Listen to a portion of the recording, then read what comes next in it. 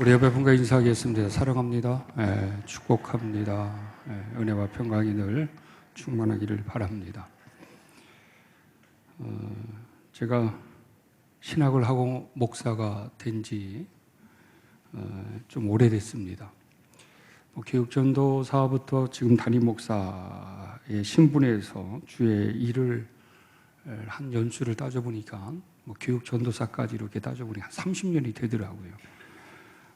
바로 세상에 거한 적도 없고 제가 늘 교회 안에서만 자라면서 지금 담임 목사가 돼서 목회를 하면서 여러 가지 많은 경험과 또 관계 가운데 속에서 많은 어떤 하나님의 은혜 또 하나님의 감동 그리고 때로는 애통할 수밖에 없는 일들 이러저런 것들을 많이 경험을 지금 하고 있습니다.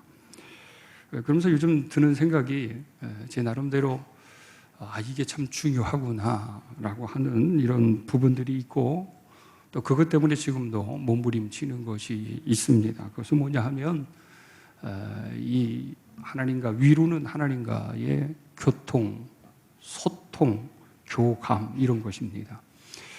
아래로는 당연히 성도들과 또 어떤 인간적인 관계 형성에서의 소통이나 교통, 교감 정도까지는 안 된다 할지라도 이런 부분들이 굉장히 중요하구나라고 하는 그런 생각이 들게 됩니다.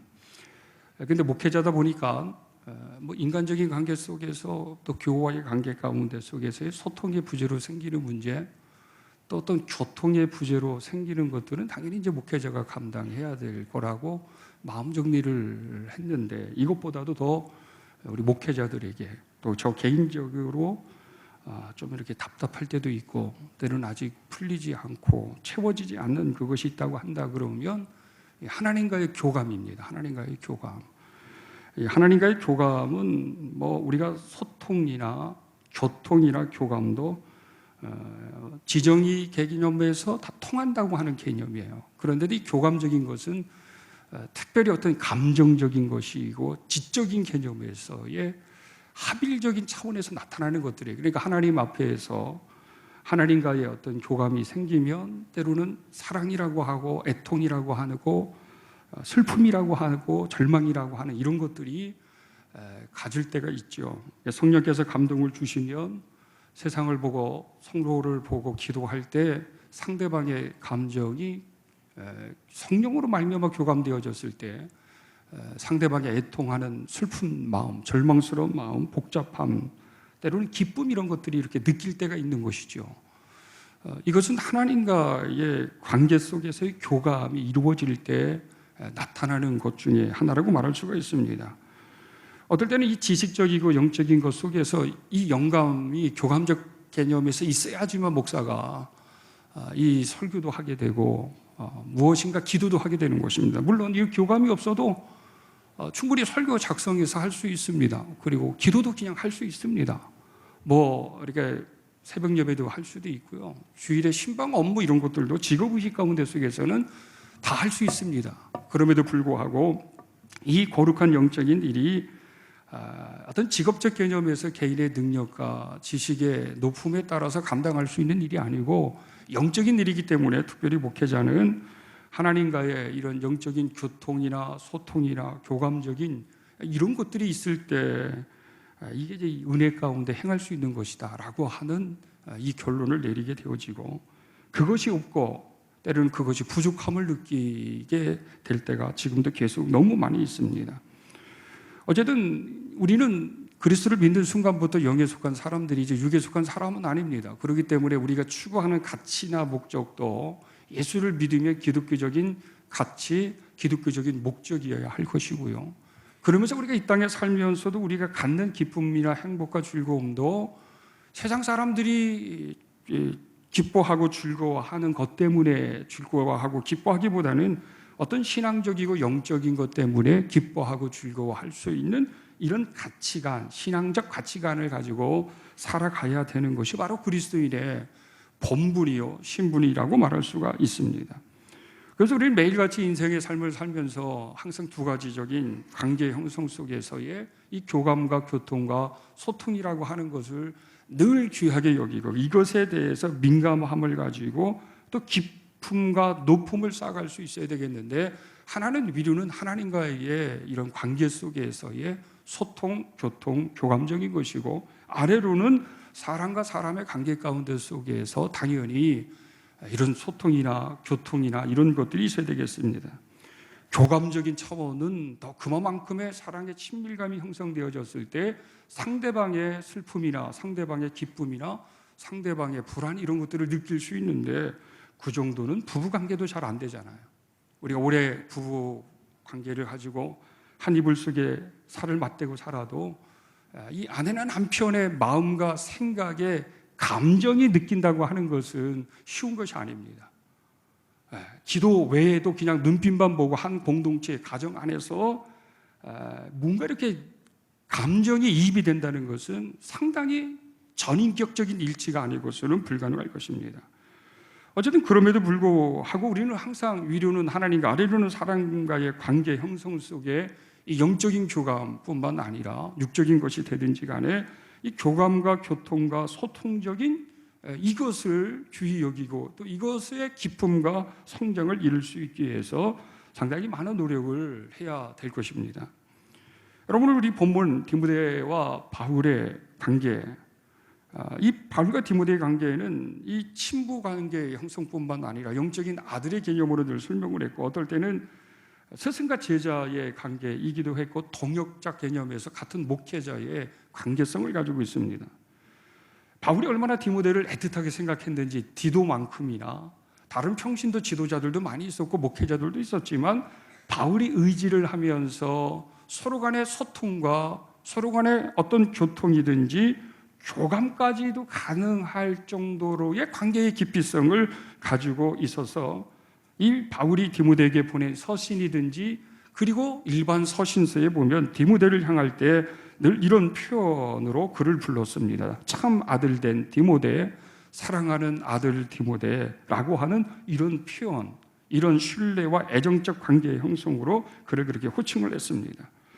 오늘 본문에서도 보면 바울은 디모데를 아들처럼 여기기 때문에 그가 젊은 나이에 목사가 되고 목회를 할 때 그가 장단점이 다 있었습니다. 그는 오늘 본문에 있는 것처럼 선천적으로 성품이 착했습니다. 내성적이었습니다. 청결한 양심과 그리고 선한 이 성품을 통해서 이것이 목회를 하는데 장점이기도 했지만 이것이 단점이기도 할 때가 있습니다. 왜 그러냐면 목회가 그저 착한 것 가지고 좋은 성품만 가지고 하는 것이 아니기 때문에 그렇습니다.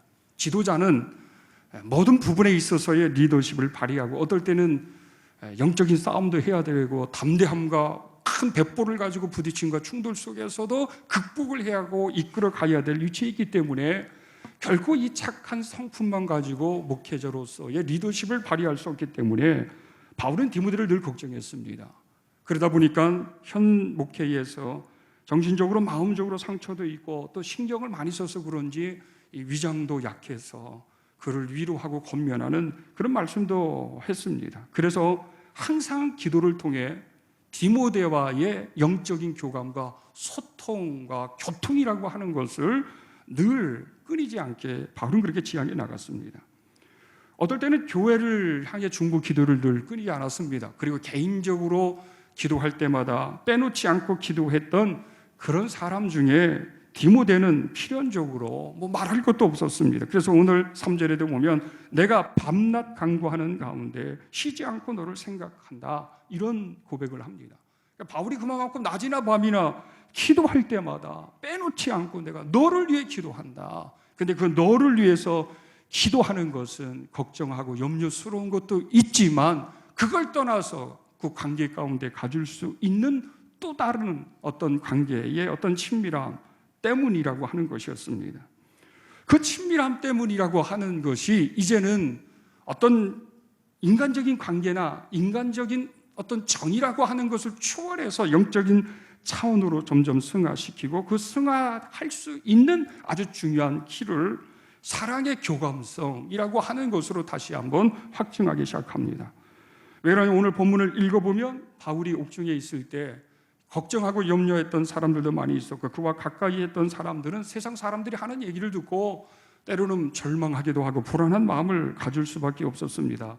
뭐 주의 일을 하는 사람이 뭔 잘못을 했길래 저렇게 옥에 갇히고 무슨 범법 행위를 했을까, 이렇게 말을 하는 이런 소리를 들을 때마다 아마 디모데가 괴로웠고 힘들었던 것 같습니다. 그래서 8절에 이렇게 바울은 디모데에게 얘기를 합니다.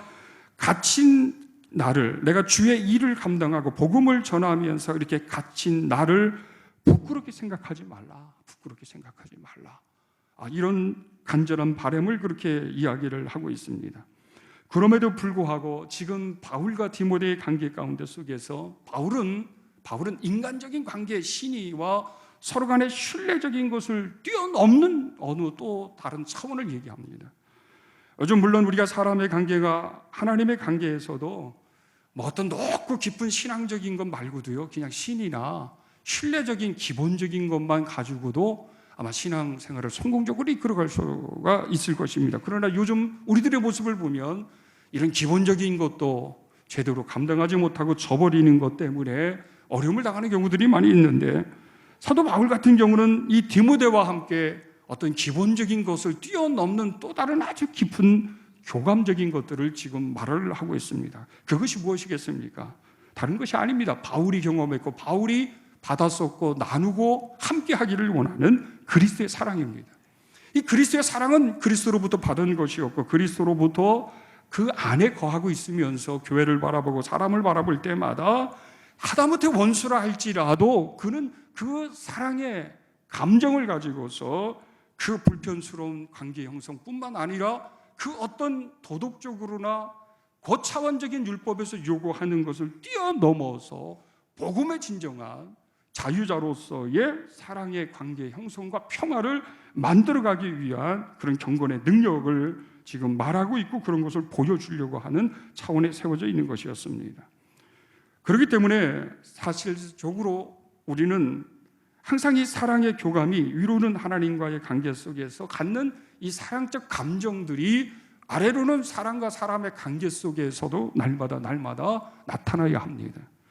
예수 믿는 사람들은 육을 쫓아 살아가는 신분에서 삶에서는 세상을 바라보고 사람을 바라볼 때 긍휼히 여기고 불쌍히 여기고 용서할 수 있는 이런 인본주의적인 감정이 물론 있지만, 예수를 믿는 그 순간에서는 우리는 이렇게 도덕적이고 인본주의적인 어떤 감정과 박애주의적인 이런 것에 머물러 있는 자들은 아닙니다. 여러분, 사랑을 얘기하면 일반적인 사람들은 뭐 형제를 용서해 줄 수 있고 무엇인가 도움을 줄 수 있고 하는 이런 기본적인 도덕이나 법적 개념에서 얘기를 하지만, 기독교 사랑을 말하면 여러분 그 단계가 아니에요. 기독교 사랑이 어떤 단계입니까? 이것은 부모를 향해서뿐만 아니라 하나님을 향해서나 사람을 향해서 내 이웃을 내 몸과 같이 사랑하라고 하시는 그 말씀에서는 희생이라 죽음을 전제로 하고 있습니다. 그러니까 기독교적인 사랑을 얘기할 때는 내가 너를 위해서 희생하겠다, 죽을 수 있다고 하는 이 전제예요. 이것을 예수님이 우리에게 말씀하시는 것이지, 인본주의적이고 박애주의적이고 인간의 도리적 개념에서의 정의나 뭐 이런 어떤 것의 차원이 기독교적인 사랑과 비교될 수 없는 것입니다. 그렇기 때문에 참 인간이고 참 신적인 사람들은 말이죠, 우리가 겉으로 봤을 때는 다른 예수 안 믿는 사람들과 똑같다 할지라도 예수 안에서 새롭게 회심으로 세워진 사람이라고 한다면 우리 존재가, 또 우리가 보여줘야 될 사랑은요, 너무너무 다른 거예요. 너무너무 고차원적인 거예요. 너무너무 다르고 교차원적인 것들을 하나님과의 관계 안에서 날마다 키워가야 한다는 사실 앞에 우리 스스로 능력이나 우리 스스로 그릇이 작아서 때로는 상심될 때가 너무 많이 있습니다. 그럼에도 우리가 하나님과 우리와의 관계 속에서 그리스도의 마음을 품는다는 것, 그리스도와의 그런 어떤 감정적인 감정을 갖는다는 것, 예수님의 그 감정이 무엇이에요? 예수님의 그런 마음을 품는다는 것이 여러분 무엇입니까? 이렇게 얘기한다 그러면 바울은 어떤 상황 속에서 가질 수 있는 그 감정적인 것들을 그리스도로부터 오고 그리스도께서 우리에게 주신 것에 대한 차별적인 것들을 조금 오늘 짚고 있습니다. 여러분, 그게 뭔지 아십니까? 7절에 보면 이런 것들이에요. 하나님이 우리에게 주시는 것은 두려워하는 마음이 아니요 오직 능력과 사랑과 절제하는 마음이니. 하나님께서 우리에게 주신 것은 이런 거라고 하는 거예요. 근데 그 하나님께서 주신 이런 것들 속에서 우리의 마음속에서는 미움과 분노와 적개심과 이 원통함과 이 불안과 절망과 두려움, 이런 것들 있잖아. 이런 것은 그리스도의 마음도 아니고 그리스도께서 주시는 것도 아니라고 하는 것입니다. 여러분, 때로는 교인들이 종종 이런 질문을 할 때가 있어요. 어떤 것이 하나님의 뜻입니까?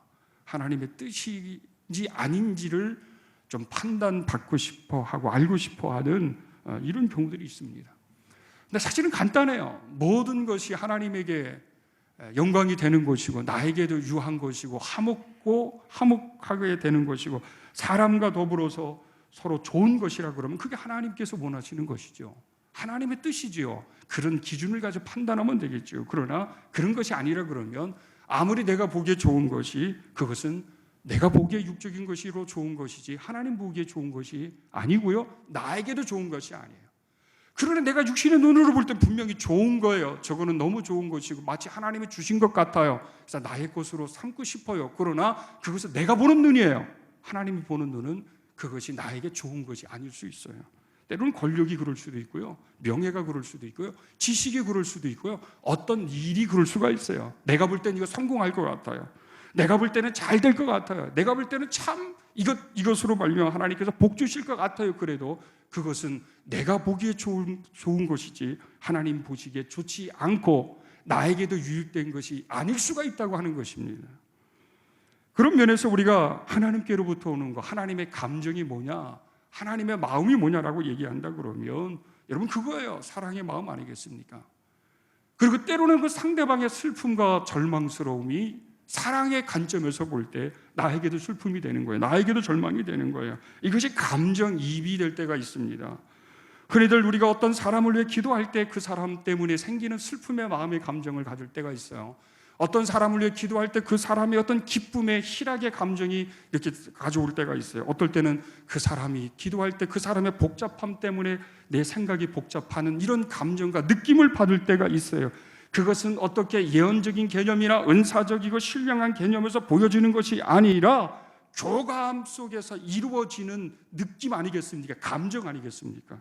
이것은 누구나가 성령으로 말미암아 하나님이 우리에게 주시는 것이에요. 내가 하나님과의 깊은 교감과 갈급함과 사랑의 관계를 지향하기를 원하면 하나님이 나에게 하나님의 존재, 하나님의 그런 영의 임재 가운데 속에서 그런 것을 느낄 수 있다고 하는 것이죠. 그래서 지금 이 사도 바울은 디모데와 함께 사랑의 교감적 차원으로 네가 나를 오게 있다고 부끄러워하지 말라, 슬퍼하지도 말라. 내가 기도를 해보니까 들려지는 서신호를 통해서 너희가 많이 염려를 하고 불안해하고 슬퍼한다고 하는데 나도 기도해 보니까 그런 것을 알 수 있다는 거예요. 그러니까 그렇게 하지 말라 이렇게 이야기를 합니다. 그 단계에 머물러 있지도 말라고 얘기합니다. 사실은 여러분 이 사랑의 교감이 우리 마음 가운데 속에서 감정으로 날마다 충만하게 되어지면 사랑의 눈은 세상을 사랑스럽게 보입니다.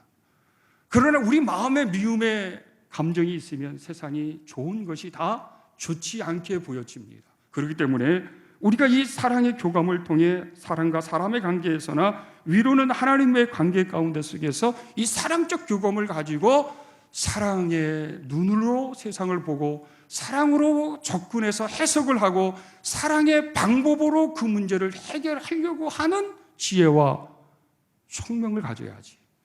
예수 믿는 사람이 사랑의 눈도 아니고 사랑의 방법도 아니라고 한다면 세상적이고 육적인 것을 가지고 접근하고 그 방법으로 해결하려고 하면 할수록 우리는 불편할 수밖에 없습니다. 우리는 불안할 수밖에 없고 절망할 수밖에 없습니다. 그렇기 때문에 선함은 날마다 선함을 보게 하고 그 선함 가운데 속에서 우리에게는 더 많은 은혜와 평강과 기쁨을 허락해 주신다고 하는 것입니다. 그렇기 때문에 바울은 지극히 디모데와의 관계 가운데 속에서 이런 사랑적 교감의 고차원적인 것도 있지만 지극히 인간적이고 진실하고 솔직한 관계적 사랑이 가장 신적인 것이다라고 하는 것을 또 말씀하는 것입니다. 이런 거예요. 제가 가지고 있는 신학의 철학 중에 이런 것이 있습니다. 여러분에게 많이 들으셨어요. 참 인간적인 것이 참 신적인 것이다. 참 신적인 것은 참 인간적인 것이다. 여러분이 교회 공동체 안에서 가장 신적인 모습을 보이지만 여러분이 저 세상의 사람들과 관계 속에서, 사회 속에서, 가정 속에서 참 인간적인 것이 아니라 그러면 그것은 참 신적인 것이 아니에요. 아무리 여기 와서 기도를 잘하고 유창한 말로 사람들에게 무엇인가를 하고 예언하고 방언하는 능력이 있어도 여러분이 사람과 사람의 관계 가운데 속에서 참 인간적이고 솔직하고 정직하고 진실하고 윤리적이고 도덕을 뛰어넘어서 신앙적 차원에서의 하나님의 그러한 선적인 것들이 인간적으로, 참 인간적으로 나타나지 아니하면 그건 가짜예요. 유대인이나 바리새인들이나 종교 지도자들이나 그들은 겉으로 보여지는 것은 엄청난 신적인 것이었어요.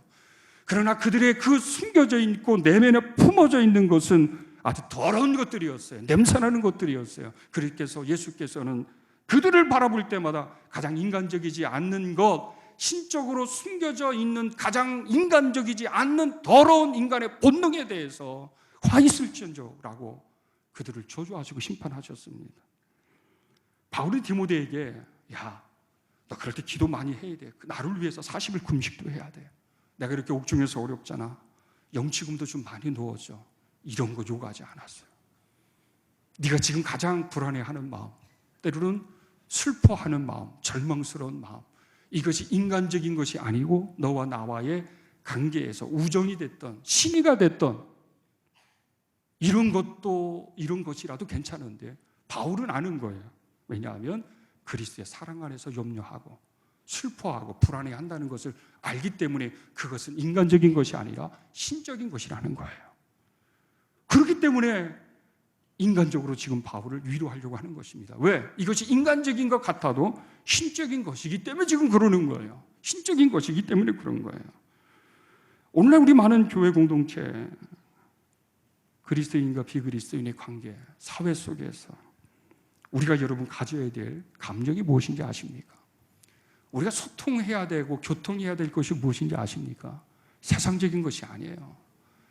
생각이 서로가 통하지 않으면 좀 어때요? 당연한 것이지. 어떻게 같을 수가 있어요? 어떻게 획일적으로 하나 될 수 있어요? 아니에요. 그건 이상이에요. 여러분, 그런 것이 아니에요. 뜻이요? 다를 수밖에 없어요. 어떻게 목사의 뜻과 장로님과 교인들의 뜻이 같을 수 있어요? 같아지기 위해서 같음을 통해 하나님의 영광을 드러내는 합의적인 것을 도출해내는 것뿐이지 같을 수는 없어요. 그거 아니에요. 진정한 이 신적인 것이고 진정한 사랑적 교감은요, 상대를 상대로 존중해주고 이해해주고 여기서 정직함과 신실함과 신뢰적인 요소를 담고 있는 인간적인 것을 얘기하는 거예요. 아, 우리 목사님, 아, 우리 장로님, 우리 집사님 이런 거 아니겠어요. 근데 겉으로는 그런다 할지라도 겉으로 굉장히 신적으로 완전히 영적으로 신앙적으로 그런 것 같아도 마음에 그게 아니라 그러면 아닌 것 아니겠습니까? 우리는 흔히들 그런 경우 많이 있잖아요. 그런 모순에 빠질 때가 많이 있잖아요. 어느 분이 손님을 이렇게 가이드해야 될 상황이 됐어요. 목사님이 중직자가 오셨어요. 일주일 동안 잘 가이드를 해주고 잘했는데 이 목사님이 괴로운 거예요. 일주일 내내 예수 믿는 사람끼리 만나면 신앙적인 얘기, 하나님의 건전한 이야기를 해야 되는데 일주일 내내 여행을 하면서 이 항중직 되시는 분이 사업 얘기만 하시는 거예요. 그러니까 이 목사님이 괴로운 거, 힘든 거예요. 그리고 이곳에 와서 하면 어떻고 저떻고 사업을 하면 이러면 이렇게 해주면 이렇게 도움을, 이런 얘기를 하는 거예요. 그것 때문에 얼마나 불쾌하고 얼마나 힘들었고 영이 흐려졌는지 모른다는 거예요. 그러니까 저는 점점 좋았던 감정들이 자꾸 좀 나쁜 쪽으로 선입견을 갖게 되기 시작했어요. 커피숍에 가서 이제 마지막 비행기를 타기 위해서 차를 마시는데 그러지 않아도 불편하고 빨리 이분들 가셨으면 좋겠다. 너무 힘든 거예요. 왜? 이 관심과 대화의 소재가 너무 육적인 것, 세속적인 것이니까 이게 영적으로 이 신분에 있는 이 목사님에게 너무 힘든 거예요. 그러지 않아도 불편하고 자꾸 예의도 없는 말도 하고 행동하고 그래서 너무 괴롭고 힘들었는데 마지막 커피숍에서 차를 받아가지고 오다가 그만 이 종업원하고 부딪히면서 이 뜨거운 이 녹차가 이 목사님의 손에 이렇게 탔다예요. 그거를 지켜보고 있었던 권사님이 하시는 말씀, 끝까지 사탄이 역사하네? 끝까지 사탄이 역사하네. 목사님의 감정을 그냥 더 불을 질러버린 거예요. 사탄이 누군데 지금? 사탄이 누군데? 끝까지 사탄이 역사하네. 가장 신적인 것 같아도요, 너덜너덜한 신적인 요소인 거예요. 우리는 흔히 그러잖아요. 그런 거 다 집어치우고요. 아유, 되지 않으셨어요? 아이고, 괜찮으세요? 놀라셨겠네요. 이 인간적인 말이요, 신뢰, 사랑, 관계 속에서 가질 수 있는 예의, 존중, 이런 거예요, 이런 거. 이런 게 인간적이고 인본적인 것이 아니걸랑요. 바울은 지금 디모데를 걱정하는 마음은 그런 차원이지만 그 인간적인 차원이 신적인 차원이에요. 그런데 아주 중요한 또 다른 교감을 바울이 얘기했습니다. 은사적인 것과 은혜적인 교감이에요. 바울이 가만히 보니까 디모데가, 나는 옥에 있는데 디모데가 나 때문에 힘들어하는데, 내가 볼 땐 디모데가 너무 힘든 것 같아요. 탈진되어 있어요. 목회를 하다 보니까 너무 힘들어하는 것 같아요. 침체되어 있는 것 같아요. 그러면서 그가 기도하면서 그에게 권면하는 이야기를 오늘 6절에 그렇게 얘기합니다. 그러므로 내가 나의 안수함으로 내 속에 있는 하나님의 은사를 다시 부릴 듯하게 하기 위하여 너로 생각하게 하노니. 다시 성령의 역사를 통해 네가 처음 기름 부음을 받아 목사가 되어서 그 열정과 성령의 불이 타오르고 하나님께서 너에게 주시는 그 은사를 통해 힘을 내어 하나님의 일을 했던 그것이 다시금 회복되기를 원한다. 그 회복되기를 원하는데, 그 은사, 은혜라고 하는 말은 원어적으로는 다 같은 의미이지만 재능과 달란트 개념에서, 하나님의 선한 사역의 신분적인 개념에서, 그리고 통합을 해서 하나님으로부터 오는 그 모든 것의 개념에서 우리가 함께 어떤 교감, 교통과 소통을 하는 또 다른 어떤 개념에서 이야기를 하면서 바울은 이렇게 얘기를 합니다. 어떻게 얘기를 하면 8절에 이런 말씀을 합니다. 너는 내가 우리 주를 증언함과 또 주를 위하여 갇힌 자 된 나를 부끄럽게 하지 말고 오직 하나님의 능력을 따라 복음과 함께 고난을 받아라. 이 고난을 받으라. 복음과 함께 고난을 받으라. 이거는 사역 아니겠습니까? 이 사역을 감당하는 동역자 개념에서, 스승과 제자 개념에서 바울이 디모데를 보고 있는 그 관점은 뭐냐? 너나 나나 은사를 다시 한번 하나님과 우리와의 관계 속에서, 우리의 동역 관계 가운데 속에서 은혜를 다시 한번 회복해야 된다는 거예요. 이 은사와 재능과 은혜를 회복하지 않고서는 우리가 즐거울 수도 없고, 우리가 이 고난을 넘어설 수도 없고, 우리가 하나님의 진정한 제자로서, 목회자로서 승리된 삶을 살아갈 수 없다고 하는 것입니다. 그렇기 때문에 여러분, 우리는 날마다 사랑적 교감이 신뢰, 존중, 예의, 이런 개념에서도 위로는 하나님과 사람, 아래로는 사람과의 관계 속에서 이루어지는 것뿐만 아니라, 이런 관계 속에서 더 진보적인 하나의 관계에는 하나님의 거룩한 뜻을 이 땅에 이루고 하나님의 나라를 확장시켜 나가는 이 거룩한 사역, 이 거룩한 하나님의 일에 대한 그것 때문에 교감이 이루어질 수 있고 교통이 이루어질 수 있다고 하는 거예요. 기도 얘기하면 맞아, 지금은 기도해야 될 때야. 내가 그러지 않아도 금식하고 있고 내가 철야하고 내가 이렇게 해야 되는데, 그래 우리 같이 기도해야 된다고 하는 이 기도의 사역 속에서의 같이 합일되어지고 동의되어지고서 함께 행동으로 나타나는 것은, 이런 교감이 없으면 불가능해요. 권사님인데 장로님인데 집사님인데 목회자인데도 기도하자는 얘기를 했을 때 지금 기도보다도 더 중요한 건 이런 거지 하면서 육적인 방법으로 만약에 그것을 얘기하고 서로 간의 뜻을, 서로 간의 신앙적인 영적인 것에 일치를 갖지 않는다고 한다면 어찌 하나님의 은혜가, 하나님의 역사가 그곳에 일어날 수 있겠습니까? 우리가 봉사를 하고 헌금을 하고 예배를 하고 하는 모든 일들 속에서 이해도 필요합니다. 감정의 공유도 필요해요. 그리고 여러 가지 많은 것들의 합의적인 것을 위해 토론도 필요해요. 그러나 더 중요한 것은 위로 하나님과 아래로는 사람과의 관계 속에서 은혜적인 교감, 그리고 은사적인 이 교감이 있게 되어질 때 우리는 그때 힘을 얻을 수 있습니다. 우리는 그때 더 즐거움과 행복을 찾을 수가 있습니다.